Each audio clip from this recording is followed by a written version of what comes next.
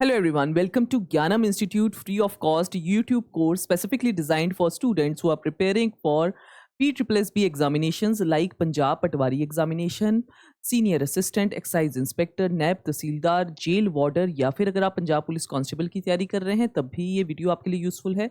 अगर आप centre level पर एसएससी, आईबी या रेलवेज को प्रिपेयर कर रहे हैं तब भी ये वीडियो आपके लिए यूज़फुल रहेगी। अगर आप कोई भी एग्जामिनेशन नहीं तैयार कर रहे तब भी ये वीडियो आपके लिए यूज़फुल रहेगी। इस वीडियो में वैसे हम मौर्यन डायनेस्टी के सेकंड राजा यानी कि बिंदुसार के बारे में डिस्कस करने वाले हैं, लेकिन ये वीडियो के अंदर हमने एक और मेजर पर्सपेक्टिव को डिस्कस करना है। Bindusara is a brief topic, हम उसको डिस्कस कंप्लीट कर सकते हैं। साथ ही साथ मैं एक मेजर बात आपके साथ डिस्कस करना चाहती हूँ इस वीडियो के माध्यम से कि हिस्ट्री एक्चुअल में क्यों एक बड़ा पार्ट बनी है of all the administrative post. अगर आपको कोई भी एडमिनिस्ट्रेटिव पोस्ट हासिल करनी है, आईएएस यानी इंडियन एडमिनिस्ट्रेटिव सर्विसेज, आईपीएस यानी Indian police services, IFS Indian foreign services, या फिर आईआरएस इंडियन रेवेन्यू सर्विसेज, या फिर स्टेट लेवल पर पीसीएस के एग्जामिनेशंस आपने क्रैक करने हैं, हिस्ट्री क्यों उसका पार्ट एंड पार्सल है, क्यों इतने अच्छे तरीके से हिस्ट्री का सब्जेक्ट आपसे पूछा जाता है, हिस्ट्री की क्या इंपॉर्टेंस है कि आपसे वो इतना पूछा जाता है, इसको आज डिस्कस करना है। बिकॉज आज का हमारा topic Bindusara will be a small topic जिसमें आपको बहुत सारी चीज़ें याद नहीं करनी, लेकिन हिस्ट्री आप क्यों पढ़ते हैं ये एक लॉन्ग टॉपिक है, क्यों हर एक मेजर एग्जामिनेशन का ये पार्ट एंड पार्सल है।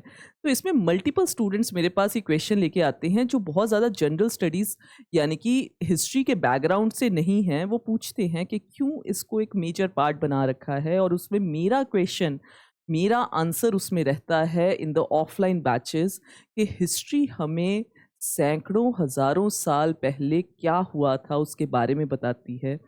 उसमें जो मेजर इम्पॉर्टेंट राजाओं ने डिफ़िकल्ट सिचुएशंस में क्या फ़ैसले किए, उसकी हमें जानकारी मिलती है। बेसिकली हमारा ह्यूमन कैरेक्टर डेवलप होता है कि सैकड़ों साल बाद थर्ड पर्सन व्यू से जब हम एक चीज़ को देखते हैं तो क्या चीज़ सही कहलाती है और क्या चीज़ गलत कहलाती है। हिस्ट्री का पढ़ने का मेजर पर्सपेक्टिव यही है कि एट प्रेजेंट तो जो भी पर्सन जो फैसला कर रहा है वो अपने पर्सपेक्टिव से करेक्ट है, लेकिन सैकड़ों साल बाद जाके जब कम्युनिटी या फिर कोई मनी या फिर उसकी पावर मैटर नहीं करती, उस समय पे उसका फैसला जायज़ था या नहीं जायज़ था, वो हिस्ट्री हमें समझाती है। और जो भी मेजर स्ट्रॉन्ग राजा रहे उनकी एडमिनिस्ट्रेटिव स्किल्स ग्रेट लेवल पे रहीं। वो खुद बहुत सक्षम ना होते हुए भी, अगर कोई राजा बहुत ज़्यादा सक्षम नहीं है फिर भी अगर एडमिनिस्ट्रेटिव स्किल्स उसकी ताकतवर है, यानी कि वो खुद बहुत स्ट्रांग नहीं है फिजिकली, खुद बहुत ज़्यादा पढ़ा लिखा नहीं है, लेकिन उसकी एडमिनिस्ट्रेटिव स्किल्स ताकतवर हैं, वो सारे ही स्ट्रांग राजा बने। और एडमिनिस्ट्रेटिव स्किल्स होते क्या हैं? एडमिनिस्ट्रेटिव स्किल्स वो कहलाते हैं कि अपने लोगों से काम करवाने का एक एटीट्यूड होता है कि हमारे साथ जो लोग काम कर रहे हैं उनके द्वारा बेहतर काम उनसे करवाना है, उसका एटीट्यूड एक जो होता है उसे एडमिनिस्ट्रेटिव स्किल्स कहा जाता है। इंडियन एडमिनिस्ट्रेटिव सर्विसेज अब ये इतनी खास क्यों है? क्योंकि इन्होंने बाकी अपने लोगों से, अपने सबॉर्डिनेट से बेहतरीन काम कराना है। इनकी क्वालिटी मेजरली यही उनको काम आएगी इन द एक्चुअल सिनेरियो जब वो अपनी पोस्ट पे रहेंगे। ये आपकी जो क्वालिटी एडमिनिस्ट्रेटिव स्किल्स की रहती है, ये ना सिर्फ आईएएस में काम आती है, ये हर एक जॉब में आपको काम आएगी। ये अगर आप जॉब नहीं कर रहे, बिजनेस कर रहे हैं, तब भी आप अपने स्टाफ को, अपने साथ चलते हुए लोगों को कैसे डील करते हैं, ये क्वालिटी वहाँ भी काम आएगी। क्या आपके साथ आपके जो लोग हैं वो खुश हैं आपके साथ काम करते हुए?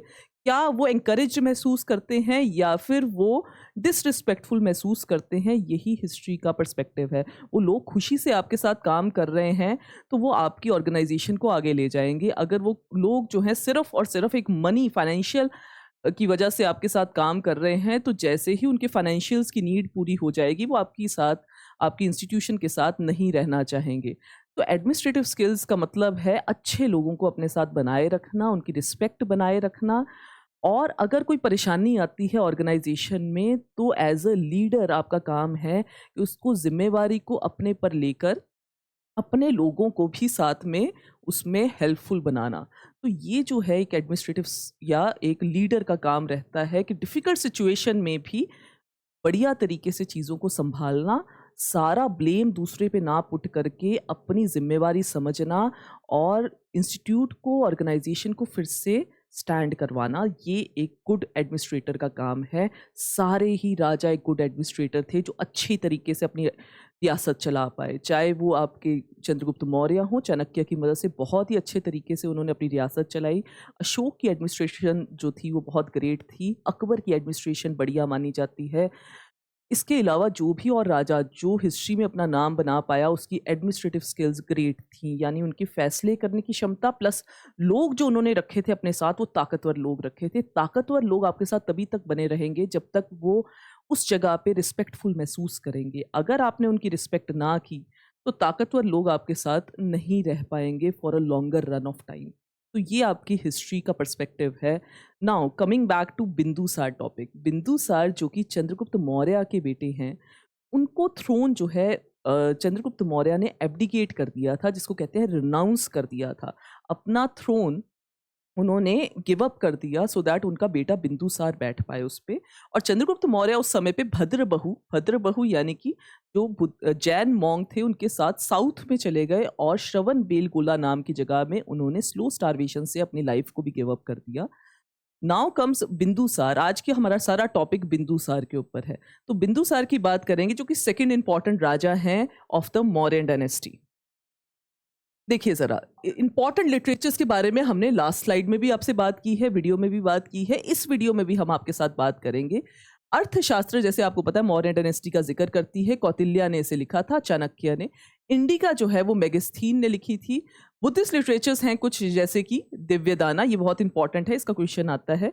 अशोक वर्धना, इसके अलावा महावंशा, ये सारे ही बुक्स के अंदर मौर्यन डायनेस्टी का जिक्र है। मूत्र राक्षस का क्वेश्चन आता है मल्टीपल टाइम्स, इसको विशाख दत्ता ने लिखा था। तो ये सारे ही जो बुक्स हैं इसमें मौर्यन डायनेस्टी का जिक्र है। नेक्स्ट कम्स बिंदुसार के बारे में अब हम डिटेल्स में बात करेंगे। 297 से स्टार्ट होके 273 तक इनका समय रहा एज अ किंग, और इनका बर्थ जो है वो 320 बीसी का रहा। हेमचंद्र की परिशिष्टा पर्वन, इसकी बात हमने लास्ट वीडियो में भी की थी।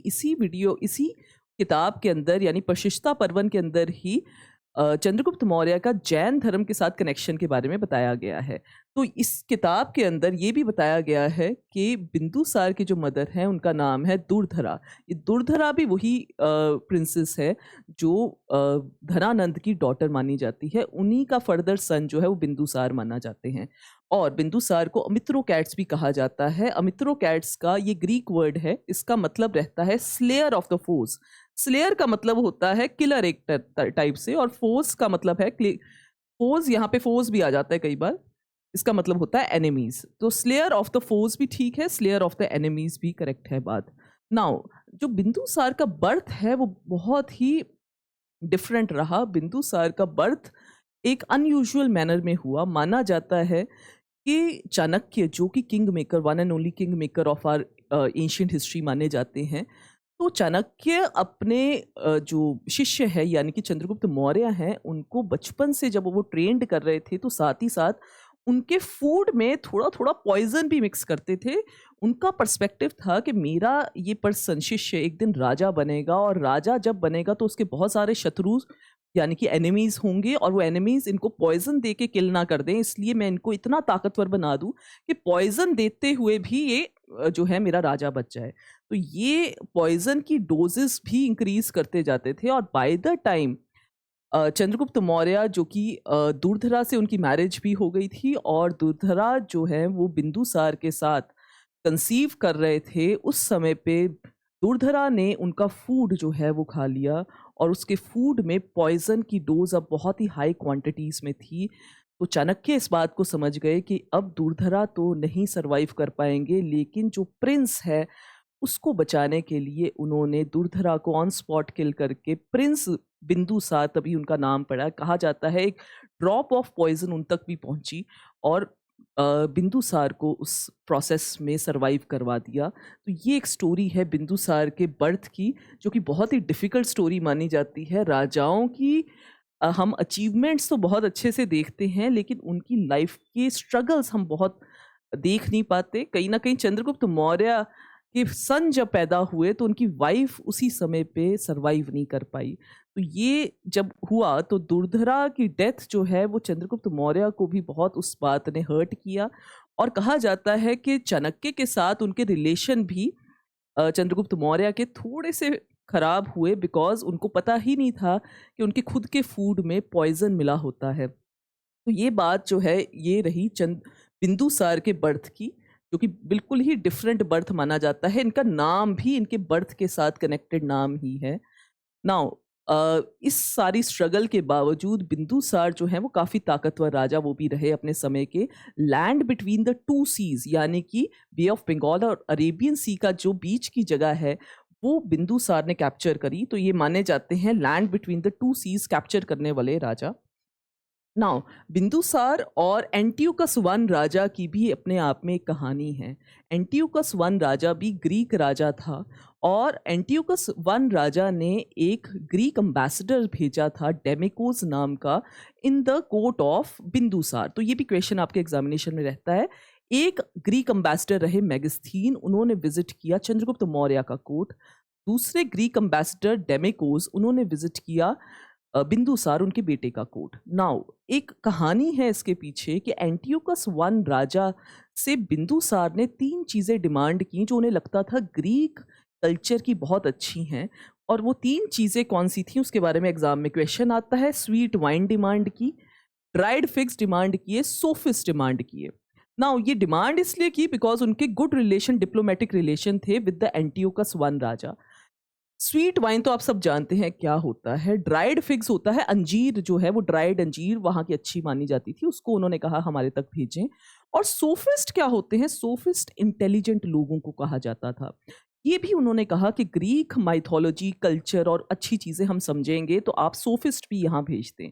ये कहानी ऐसी है कि एंटियोकस वन राजा जो कि गुड रिलेशन में था, डिप्लोमेटिक रिलेशन में विद द बिंदुसार राजा, वो सोफिस्ट नहीं भेजेंगे और उसका रीज़न बताएंगे कि उनके ग्रीक लॉज उनको रोकते हैं सोफिस्ट को सेल करने के लिए।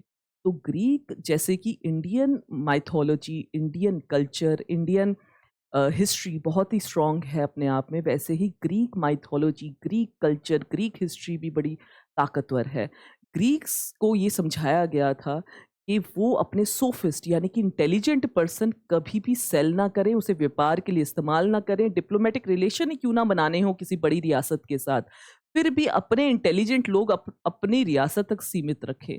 वो इस बात को समझते थे कि एक्चुअल में एक रियासत कुछ नहीं है, सिर्फ कुछ अच्छे लोग एक जगह पे स्टैंड कर जाएं तो वो रियासत बन जाती है। कुछ अच्छे लोग एक जगह पे स्टैंड कर जाएं वो ऑर्गेनाइजेशन बन जाती है। कुछ अच्छे लोग एक जगह पे स्टैंड कर जाएं, ताकतवर लोग स्टैंड कर जाएं और अच्छे भी हों मानसिकता से, तो कोई भी इंस्टीट्यूशन स्टैंड कर जाती है। उसके लिए ब्रिक एंड मोटर तो चाहिए, लेकिन मेजरली जो चाहिए होता है वो ह्यूमन रिसोर्स चाहिए होता है। और जहाँ से ह्यूमन रिसोर्स अच्छा चले जाए वो ऑर्गेनाइजेशन को मेंटेन करना बहुत ही मुश्किल होता है। ये ग्रीक लोग भी समझते थे। तो ये कहानी बहुत ही इम्पॉर्टेंट है टू अंडरस्टैंड कि ग्रीक लोग इंसानों की, अपने ह्यूमन रिसोर्स की बहुत ही कदर करते थे। उनको कभी व्यापार के लिए इस्तेमाल नहीं करते थे और किसी और रियासत में नहीं भेजते थे for any kind of diplomatic relation. तो ये जो है, they are not philosophers, intelligent people are not for sales for the Greek. तो ये बहुत ही अच्छी चीज़ है जो ग्रीक्स हमें समझाया उन्होंने एंशियंट हिस्ट्री के समय पे, वो बात हम समझ पाए फ्रॉम द ग्रीक्स। तो ये बात सारी इसके अंदर दी है। आपके पास ये पीडीएफ अवेलेबल हो जाएगी, ये सारी कहानी इसमें दी है। आपको question examination point of view से क्या आ सकता है कि कौन सी 3 चीज़ें डिमांड हुई और कौन सी चीज़ उसमें से नहीं दी गई टू द बिंदुसार राजा। तो ये क्वेश्चन आपको आ सकता है एग्जामिनेशन में। नेक्स्ट हम देखते हैं कि बिंदुसार का कनेक्शन विद द अजीविकास। नाउ ध्यान रखें कि 3 मेजर राजा आपने याद करने हैं for Mauryan dynasty, that is Chandragupta Maurya याद करेंगे, फिर बिंदुसार याद करेंगे और तीसरा राजा आप याद करेंगे अशोक। तीनों ही राजा किसी ना किसी डिफरेंट कल्चर के साथ कनेक्ट हुए। और इसकी बात करें, अगर हम बिंदुसार राजा की बात करें तो ये कनेक्ट हो गए अजीविकास के साथ। अजीविकास का एक डिफरेंट तरीका होता है अपना मेंटेन करने का। वो धर्म मेंटेन करते हैं ऑन द फेटलिस्ट वेज। फेटलिस्ट मतलब उनका पूरा बिलीव है कि सब कुछ किस्मत में लिखा हुआ है एज अ पर्सन हमारे हाथ में बहुत सारी चीज़ें नहीं हैं जो हम कंट्रोल कर पाए। तो कर्म में बिलीव नहीं करते, वो किस्मत में बिलीव करने वाले लोग हैं। तो फेटलिस्ट, एक्सट्रीम फेटलिस्ट व्यूज़ रखेंगे वो। और ये जो फाउंडर माने जाते हैं आजीविकास के, वो है मखेली कोसला जी। ये फाउंडर हैं आपके आजीविकास के। और कंप्लीटली ये डिसरिगार्ड करेंगे, कर्म में बिलीव नहीं करेंगे। ये कहेंगे कि हम बहुत ज़्यादा चेंजेस कर नहीं सकते, सब कुछ किस्मत में ऑलरेडी लिखा हुआ है। ये आजीविकास का बिलीफ सिस्टम है। और ये जो है, ये बिंदुसार राजा ने इनको फॉलो किया, चंद्रगुप्त मौर्य ने जैन धर्म को फॉलो किया, और अशोक आप सब जानते ही हैं बुद्धिज्म को फॉलो करेंगे। तीनों जो हैं राजा, जो मेजर राजा है मौर्य डायनेस्टी के, वो डिफरेंट डिफरेंट कल्चर के साथ अपने आप को कनेक्ट करेंगे। तो यहाँ पे हम बात कर चुके हैं, डेमेकोस की बात हम ऑलरेडी कर चुके हैं। इनकी कहानी अपने आप में बहुत ही फेमस कहानी रही। नाउ सक्सेसर्स की बात करें, इनके सक्सेसर्स, दो फेमस सक्सेसर्स रहे ऑफ बिंदुसार। एक सक्सेसर रहे सुसीम और दूसरे सक्सेसर रहे अशोक। अशोक ही आगे जाके थ्रोन को संभालेंगे। और ये एक जगह पे दिया था, उज्जैन के जो वाइसरॉय हैं वो भी अशोक ही रहेंगे। यानी कि बिंदुसार के रहते हुए ही उन्होंने अपने सन्स को कुछ जगहों का वाइसरॉय निर्धारित किया।